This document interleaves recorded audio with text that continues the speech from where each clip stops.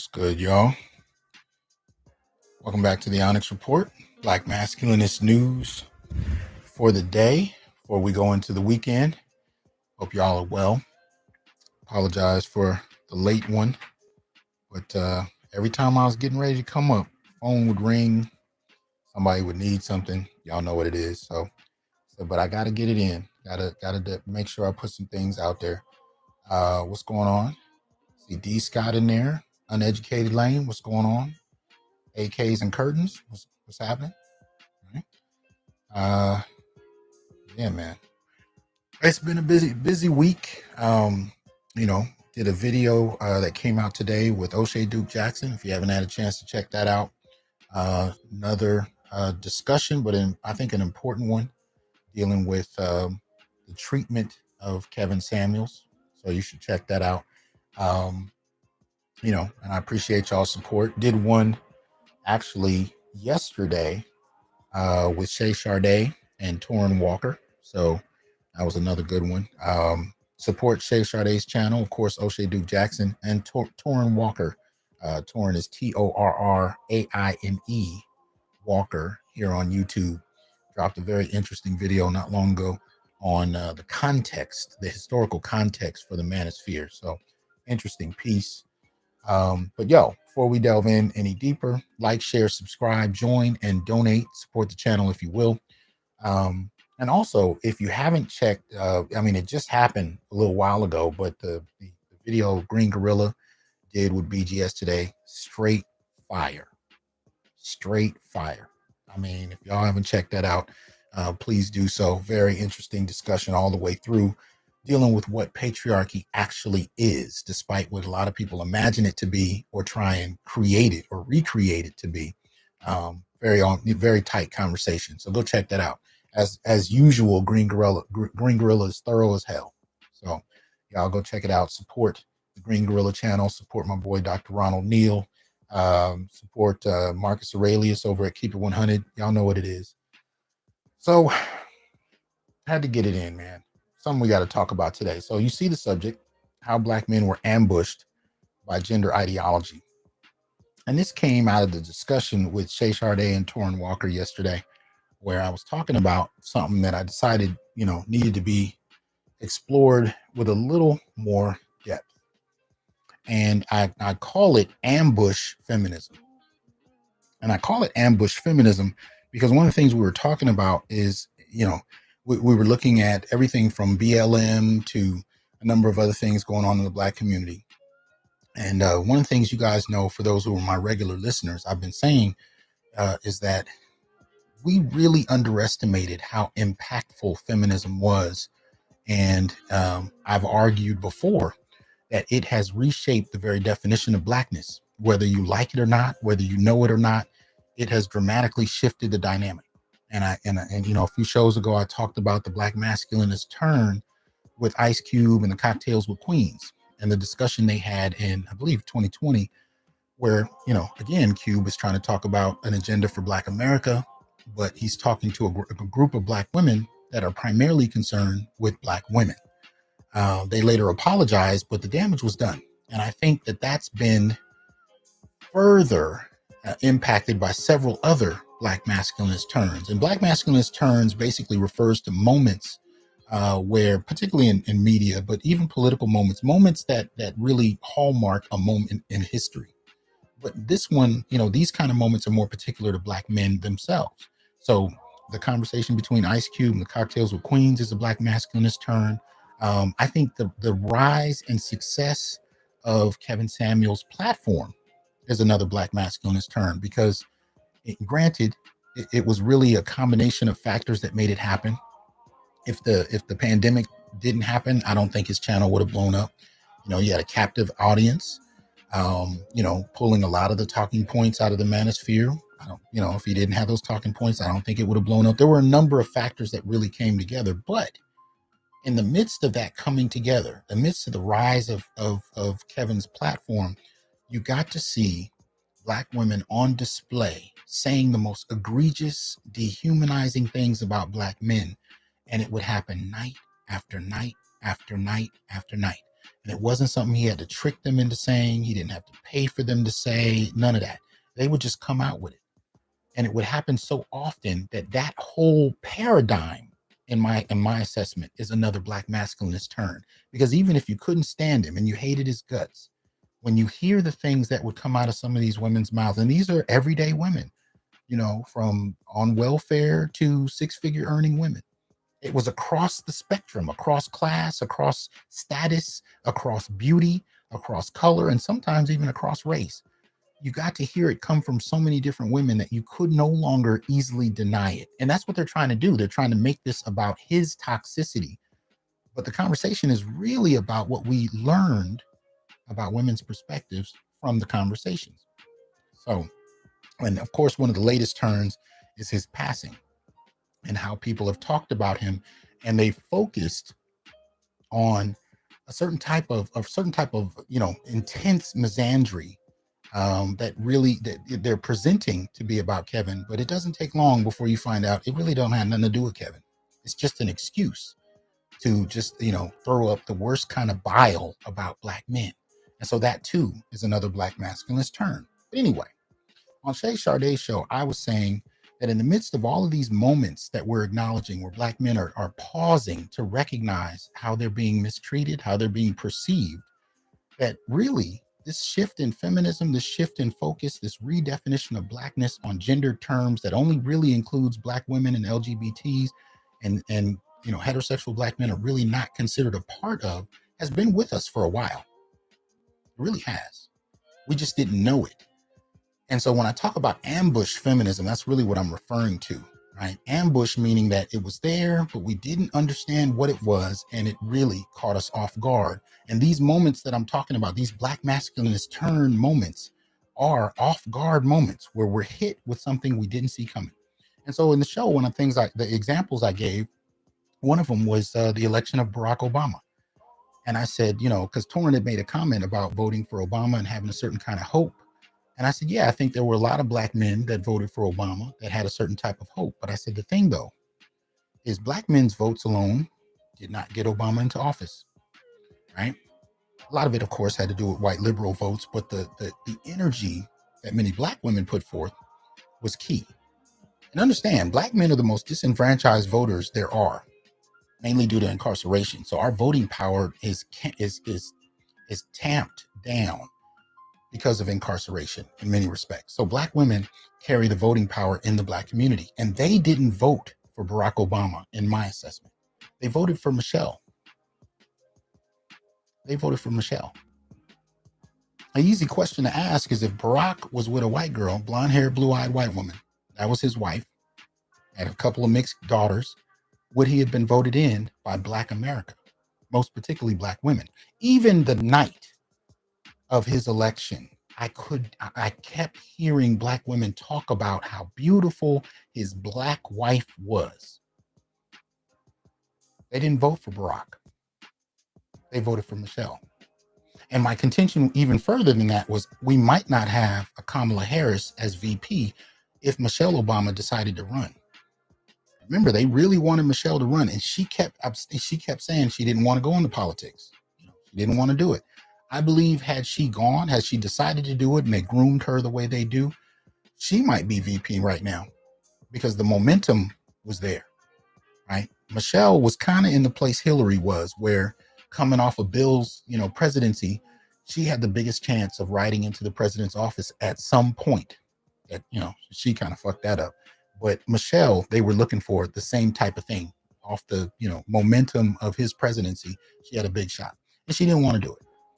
But Black women were really pushing for her to do it. And when she refused repeatedly, they moved on. And so you get the demand during the last presidential election that a Black woman serve as VP. They vet several different ones, and Kamala was the one that kind of popped out. And they ran with it, and they pushed identity over substance. Nobody wanted to really talk about whether or not Kamala had anything to say that benefited Black America. It was only important that Black women be in that position, right? Eclectic, appreciate that support. Again, like, share, subscribe, join, and donate if you would. Support the channel. Appreciate that. But yeah, I know it's a busy night. It's Friday night. People are doing their thing, but I still wanted to say a few words. Hopefully people will catch it on the replay anyway.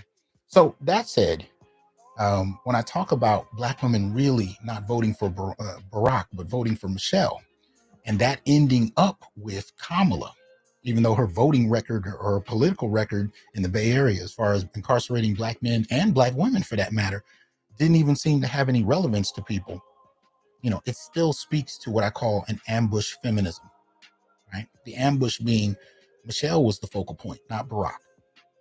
And that led into other dynamics later on. Now, in and of itself, having a vice president that's a woman, that doesn't bother me.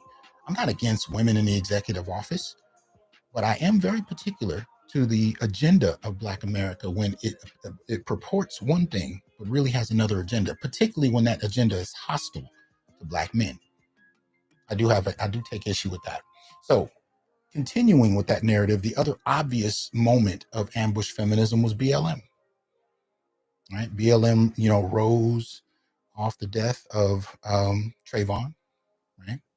And Michael Brown was the feeding point where it really got to a new level and became a global brand in and of itself. And many of us supported Black Lives Matter. Hell, most of us thought it was just a chant, because we went from hands up, don't shoot to Black Lives Matter as far as the chants at protests. And so when I first heard Black Lives Matter, I thought it was just a chant. It was a while before I learned it was an organization. And when I learned it was an organization, I was like, okay, cool, whatever, because I'm thinking it's part of the continuum of Black resistance, the Black resistance tradition that we can take all the way back to enslavement. That's what I thought. But then when I started to see the protest going on around Michael Brown's death on the ground, and I wasn't there, I watched it across media, but I was a little suspicious. I'm watching it on Twitter, I'm watching it on television, and I'm like, something doesn't seem right about this. And I had my own misgivings. But because I wasn't there, I stayed quiet. But there was someone who didn't stay quiet. Shout out to Darren Seals. And Darren had a lot to say about what was going on the ground, and he confirmed a lot of my suspicions, and he did it boldly. By the time, and unfortunately, I only got to find out about it, not long, just a little bit before he passed. It was probably, maybe 6-7 months before he passed, something like that. I can't remember how long it was, but he was fire. And if you haven't checked out Darren Seals, look all around YouTube and listen to that brother, because he was breaking it down on the ground. He told stories from the day of when people showed up and sat on the sidewalk and tweeted the entire time and basically hijacked the movement, most particularly in terms of funding, and left Michael Brown's family and the organization they started with nothing, along with other organizations.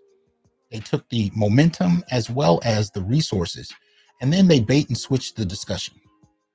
So Black males, heterosexual Black males at that, who were dying the most due to police homicide and vigilante homicide, their deaths were usable in terms of gaining notoriety and attention, but then bait and switching the conversation from that to other issues around intersectional feminism, LGBT issues, so on and so forth. And it's not to say that intersectional feminism and LGBT issues shouldn't be discussed, but when they're bait and switched in such fashion, and then you go out and then you tell heterosexual Black men that they can't even serve in positions of leadership, and then you back that up by making sure that when funding does come down the pike, it's those chapters led by heterosexual men that get no recognition, let alone any funding, that becomes a problem. Shout out to Hood Scholar. Go check the interview I did with him a few weeks ago where he talks about his experience as a member of BLM and a leader of his own chapter. But that is what I mean by ambush feminism. It was veiled in a very particular idea of Blackness. See, I talk about flat Blackness, and y'all got to remember this. Right? These concepts really help us explain things about what we're seeing. Right? Flat Blackness, the way ADOS, for example, Tone and Yvette talk about flat Blackness in terms of the relationship between those of us who were born in the United States, who come out of historical lineage, related to, enslavement here, and the difference between them and, those who come from other places. I talk about flat Blackness in an entirely different way. I talk about how it's used when convenient. In other words, when Black men's deaths or whatever other number, it could be HIV rates, it could be incarceration rates, it could be impoverishment rates, whatever that data is that's useful, then everybody's Black. But when it comes time to talk about gender, we're only allowed to talk about women and LGBT. And most particularly straight Black men are not part of the discussion. So flat Blackness is used what I mean by that is when our numbers are used only when it's convenient, and it's ignored when it becomes an issue of gender, as if black men have no gender, right? So this is somewhat related to that. But ambush feminism focuses more on what we assumed to be another black endeavor, right? Another endeavor designed to uplift the black community, whether we thought it was the election of Barack Obama, whether we thought it was the rise of Black Lives Matter. But then we find out over time that there's a very different agenda that is very particular to one demographic and ignores one or two and ignores everything else. And black men tend to find themselves in the ignored category more often than not. This is what I mean by ambush feminism. We were ambushed. That's what happened with Cocktails with Queens and Ice Cube. Ambush feminism. They didn't want to talk about the rise of Black America or supporting Black America with policy. They want to talk about advancing Black women and Black women only, right? We underestimate how deep a lot of this feminism runs and what it's kind of led to. So BLM is an example, but I got a couple more for you, right? You guys are well familiar with this gentleman here, Pastor Jamal Bryant, right? And recently, Pastor Bryant has had some things to say, most particularly about the passing of Kevin Samuels. And, if you haven't heard it, let me go ahead and play it for you. It's only about a minute, so check this out. Let me just make sure. I knew there was something I forgot to check before we started. Apologize. And we're good to go. All right, so here we go. How can a man say that you are of low value after 35? How can a man say that you do not have the level of traction of a high-powered man when that man has got to get a GoFundMe for his funeral? Y'all ain't saying nothing to me. You got to be in that place where you operate in the authority of God. Look at another sister around and tell them, it's not that I hate men.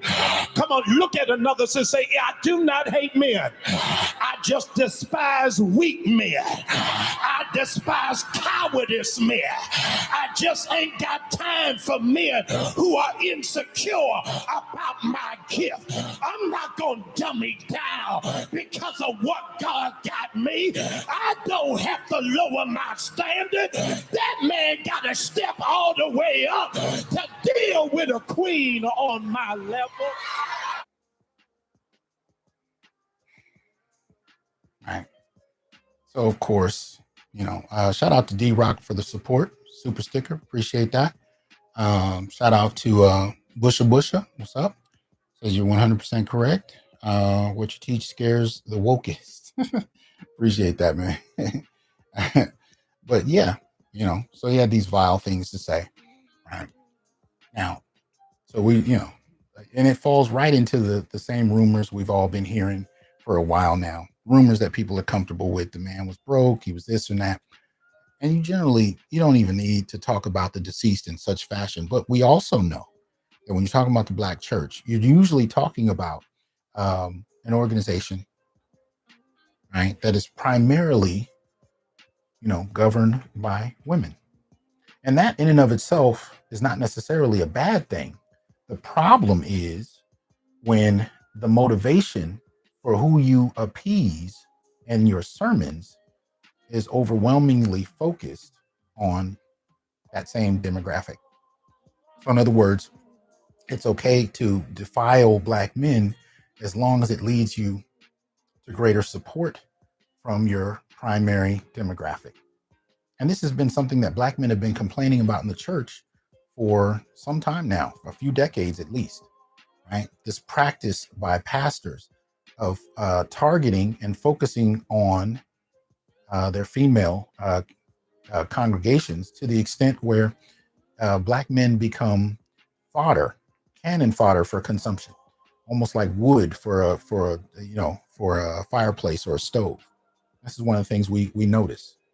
So luckily, there was some pushback, and I know you guys might not be able to see these all that clearly. I apologize in advance if you can't, but there was nevertheless some pushback as it pertained to a few people who I didn't expect pushback from, right? Most particularly Omarion, who was one of the first to have something to say about it, right? So we had Omarion, we had Fat Joe, we had Lance Gross, we had Marcus T. Polk, Miles from Moesha, and even the singer Tank. And they came together and actually made some comments. Shout out to Malk Smith, appreciate that support. And they had some comments about that. Shout out to Keith with the donation.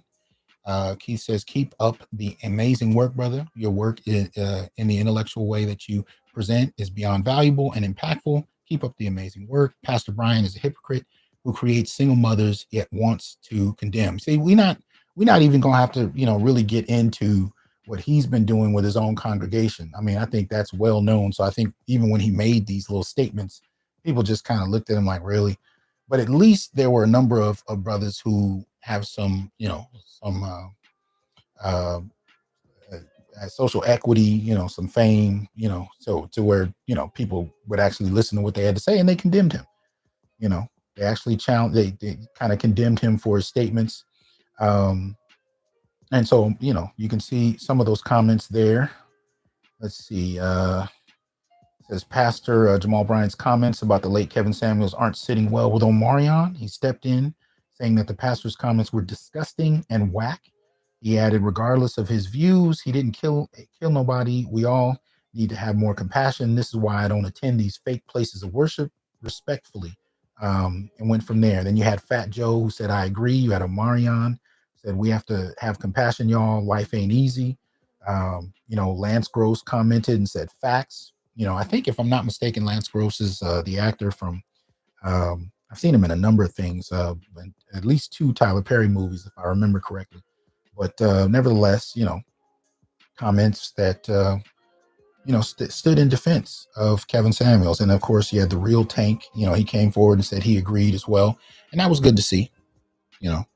I think what it speaks to for many men is that, Kevin actually, as much many in the manosphere do, had something to say on their behalf, both in terms of explaining their experience, but also, clarifying and defending. And I think in many ways that's been appreciated. So, but when I bring up Jamal Bryant and this whole question of him dismantling or throwing, I shouldn't say dismantling, but throwing Kevin under the bus, when I talk about ambush feminism, how does that play into this? Well, again, the church is comprised of mostly women. In the last 4 decades, many a Black man has left the church. Many have gone to Islam. Many have found other non-denominational churches, interracial churches, or they worship in private.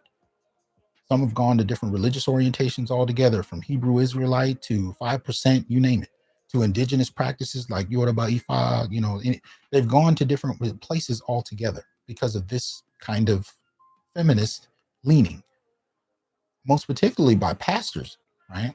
So again, even the church has yielded to a very particular type of ambush feminism because it depends on Black women's attention. It depends on their resources and thus caters to it. And I think this was a prime example by Jamal Bryant of that very thing, right? Here's another. This one you might find interesting. I didn't see anybody really talk about it when it came out. This is a piece you can find on AtlantaBlackStar.com entitled, It Was Abusive. Terry Crews recounts his mother's heinous act of checking to see if he'd entered puberty. It came out on May 3rd. And, actor Terry Crews, says he has a physical appearance of brute strength, but according to the actor, beneath the mask is a man complicated by insecurities. His experience of growing up in a home where he witnessed abuse and with the thinking that strength and overall stoic demeanor equated to masculinity has had a lasting impact on the actor. Crews, 53, unveils some of those invisible scars in his memoir, Tough, My Journey to True Power. Right? And says the vulnerable examination of his life, along with self-revelations he has discovered through therapy, are laid out in anecdotes, including an incident with his mother as Crews was entering into manhood. Right? She made me pull down my pants to see if I'd hit puberty, said Crews, of what he calls one of the most vulnerable tales in his memoir, his mother checking to see if he had pubic hair. It was wild because I never envisioned actually being that transparent It was so difficult because I love my mom. And to be honest, I didn't want her to go down as having done something so heinous. But at the same time, it was abusive, right? This is the stuff that came out in therapy, the stuff that I really had to address. And then it reads, as an adult, Cruz suffered an equally humiliating and similar incident when he was allegedly groped by a Hollywood executive. And, from there, it was considered part of, in a manner, speaking of the Me Too movement moment, but mainly because it was targeted at a powerful white man. Right? There was no discussion of what happened with his mother at that time. It conveniently came up around the whole focus on Me Too, and it was downplayed for the most part. There were some that mentioned it, but overall, I think the experience was heavily downplayed, right, as it pertained to his vulnerability. People made fun of him, emasculated him further, so on and so forth. And then he had all kinds of ire for men, and he was using a lot of feminist talking points, had nothing to say about this until much later. And even then, he's still providing that emotional labor, defending his mother, protecting his mother in the midst of clarifying a very particularly abusive situation. And many Black men do this. They don't speak up about incidents like this. They don't know how to, because much of our training has been about protecting women, right, in our community. So we don't critique. And I'm not talking about there's a problem protecting women from physical harm or anything like that. I'm saying we protect them from even our own experiences with them. And I'm not saying this to be divisive or to attack women. I'm saying it's time for truth to come out. This one-way narrative about abuse, about exploitation, where men are constantly considered the abusers. Black men have become the face of abuse in many respects, but the abuse we experience, whether it's in childhood, as it was with Terry Crews, or in any other context, has been drastically ignored and downplayed. So when I talk about ambush feminism in the context of Terry Crews's experience, what I'm ultimately saying is that in regard to Me Too, it was only useful then, only to a point. I mean, that they used Terry Crews to basically say Me Too is not just for women, but they didn't really pay it any serious attention. And now that it has to do with his mother, see any of the Me Too crowd talking about this, focusing on this with any degree of intensity? This came out on May 3rd. I read it the day it came out. I ain't heard nobody talk about it since. And I'm not the end all to be all. Y'all might know, but tell me about it, because I ain't seen it. Like, share, subscribe, join, and donate. Support the channel, right? If you would. So, the example being that, again, feminism plays a role, because the discussion about Me Too in theory was supposed to be about victims. It was supposed to be about survivors coming forward. But much of it was focused on taking down high-powered men. And one of the things you notice, and I'm seeing it in the academic world, I'm seeing it in the corporate world, when one of these men gets taken down, the assumed proper step is to replace them with a woman or a person of LGBT orientation, right? That's the gesture that's made, as if that's not going to incentivize who gets taken down and how. Because here's the thing, even the accusers don't have to fully come forward. Their identities remain protected. So what does that yield? It incentivizes people in general to really seek for their own advancement, to make accusations that don't always, if anything, a lot of the time, they don't even require evidence, and they don't have to make it to law enforcement or the courts at all, because the court of public opinion is enough for someone to lose their career and be replaced by somebody else. This is why I've often called what's been happening with these feminist movements as a sort of political coup, most particularly in the Black community. So one of the things we notice is that it's a convenient gender politic, but it only seems to work as it applies to women and the LGBT community. When heterosexual men are sexually vulnerable, or they've been exploited or assaulted, nobody cares. Right? So that's one of the things I noticed. The last one, and shout out to Green Gorilla. I was going to wait until he talked about it to talk about this, and he did. tonight on the end of at the end of his show, he kind of talked about this. So I'm going to cover the same thing because he's the one that actually sent it to me. So this is something, he got in his email. It didn't surprise me, but it is what it is. So this is an email. Right, you can see it says this spring, Black women creators are in full bloom on YouTube. Right, just content creators on YouTube, and you can see the image there of some Black women content creators. Right, and they go about naming a few. They talk about hearing their stories, joining the celebration. They give you a hashtag. They go from there because there aren't Black male content creators. My question is, do you think we're going to see any celebrations by YouTube of Black male content creators? No, this is just presented as an innocent, boost, acknowledgement to some key channels.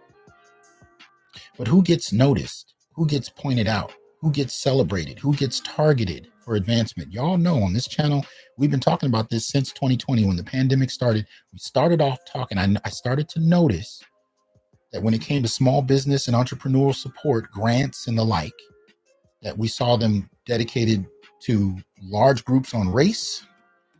And we started to see this whole little area of grants and business measures targeted only at Black women. And I started asking my listeners, can you guys let me know if you've seen any entrepreneurial support for Black male entrepreneurs?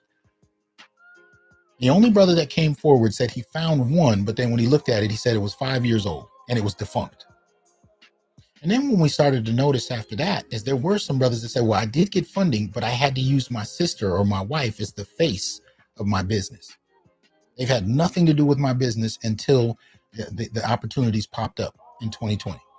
And so then after that, we started to notice there were grants, large ones coming from more, corporations like Goldman Sachs, Visa, Google, MasterCard, and many others, targeted specifically for Black women. No acknowledgement to Black men. No acknowledgement at all of Black men. And then, of course, you had a few people that thump their chest and say, well, Black men don't need it. But even the white male business entrepreneurs that, people worship got support from family in terms of inheritance, in terms of business capital loans, all the way to banks, all the way to policies that worked in their interests. And we act like these people just got it out the mud. Bullshit. They never did. They have a legacy of policy protection that allows them to start from a high level. It's not the case for Black men. We know, especially in regard to Raj Chetty's work, came out a couple of years ago, that even Black men born in the upper class tend to fall out of it to a greater degree than any other demographic. And Black men born in poverty are more likely to stay in it than any other group. It is what it is. These are policy issues. These are structural issues. They cannot be solved with chest thumping. It doesn't work like that. The reason we talk about structural issues is not to downplay men's struggles, not to leave men in a state of victimization. It is to start from clarity. We're playing a chess game, and we're playing from the middle of the game. We're born into this battle, this chess battle. You are inheriting a chess match that is incomplete from your fathers and your grandfathers. They left it as far as they could. You're walking into this game mid-game, and you have to decide what to do from there. And you're inheriting the situation of what's on the board. It's not ideal. It's not from an ideal context. And you have a few things working against you from the womb, but you still got to play this game. And so what I'm trying to do is tell you why the board is where it is at this moment, so you have the best chance to strategize how you want to leave the game for your children. I'm not trying to tell you this to downplay the game's importance or to get you to think that you can't win. I'm trying to let you know this was the strategy that your great-grandfather, your grandfather, and your father had dealt with. These are the particular parts of the game that they've had to fight. These were the issues that hit them. Now the game is yours. That's why we're talking about ambush feminism, because much of the time, these gestures that we see coming at us seem like they're supportive gestures to the Black community. And they present very differently because they're often not. And so this is a new part of the game that we've noticed in the last 40 years. Because trust me, even if you were an adult in the 80s, a lot of this stuff you may have seen indications of, but nobody knew where this was all going. Just like most of us didn't know what was happening with BLM. Most of us didn't know what was happening with some of these other things that took place. We were ambushed in a way that did not benefit us. And here's the thing, nobody cared, right? And I'm not saying that so people can feel sorry for us. I'm saying that so we can actually stop waiting for anybody else to come get us, because the shit ain't happening. We got to do it ourselves because nobody's coming. You tell me in 2020, 2021, when you started, because the next thing I forgot to mention is we started to see all these cities doing these experimental programs where they were giving only single mothers money. I'm a single father. Trust me. There was many a day I could have used some help from the city or the state or the federal government. None came. And if it did come, it damn sure didn't come for single fathers, most particularly single black fathers. Wasn't happening. But when those measures started to come, so I named three types. You had the grants for entrepreneurs. You had the monies that were coming from large corporations, philanthropic organizations, and then you had these kind of city experiments where they were giving families money that were in need. None of that targeted at black men. How many organizations of black women did you see challenge that and say, no, our husbands, boyfriends, sons, grandsons, they need these resources too? And I don't say that with pride. I'm not happy about that. I'm not over here trying to attack women because I hate them, or what's the thing I get the most? Who hurts you? Because some girl hurt my? Are you fucking kidding me? I'm a grown ass man. That's not why I'm talking about this. I'm talking about this because on a societal level, these are the kinds of policies that incentivize large swaths of the population to work in their own interest. And understand, this is particularly happening to a group that was known up to the 1960s and early 70s for operating distinctly on its own behalf as a community. Like it or hate it, the civil rights movement was an example of a community functioning across class, across color, across geography, across occupation, where you had a community fixated on its own advancement to really the best extent you could have. People were coming together and pushing for a similar goal, a shift in policy that benefited the black community as a whole. After the early 70s, mid 70s at best, we ain't seen that shit since. We've been dismantled by foreign ideologies that have broken us apart from within, and you have used in the incentive of social advancement at the expense of community.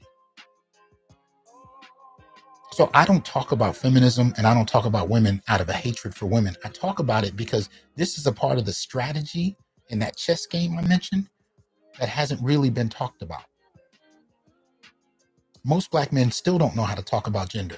This is why we started the Black Male Political Agenda.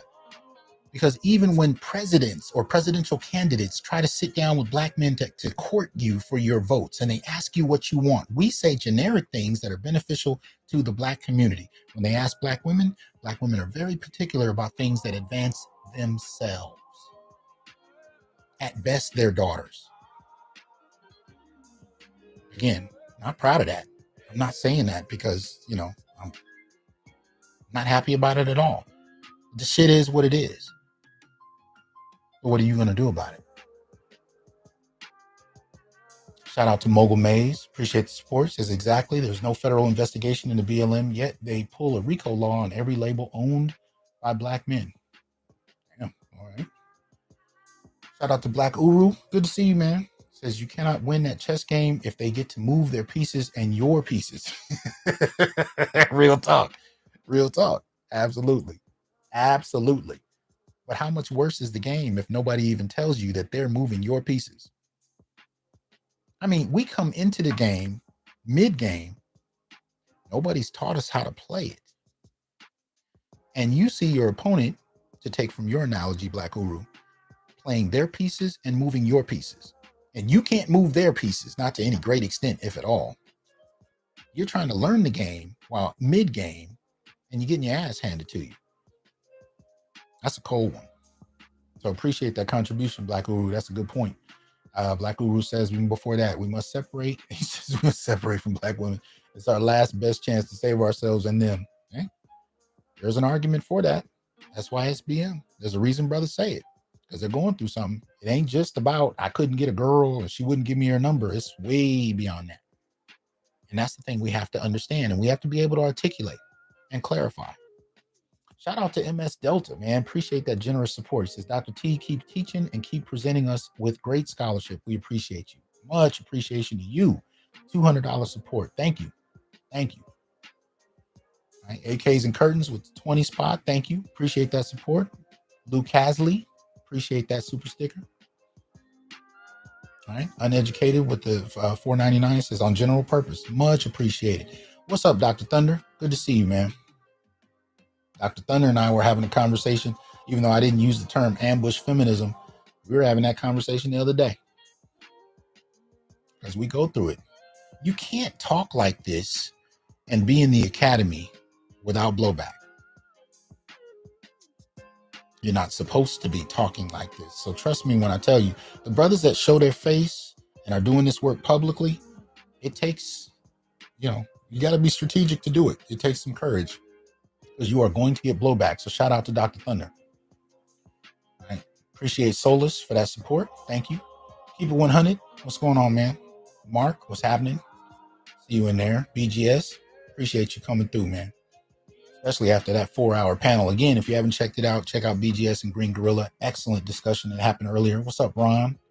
Good to see you in here.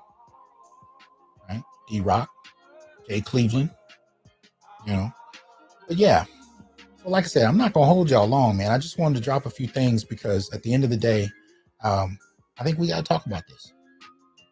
I think we have to be able to start calling this out.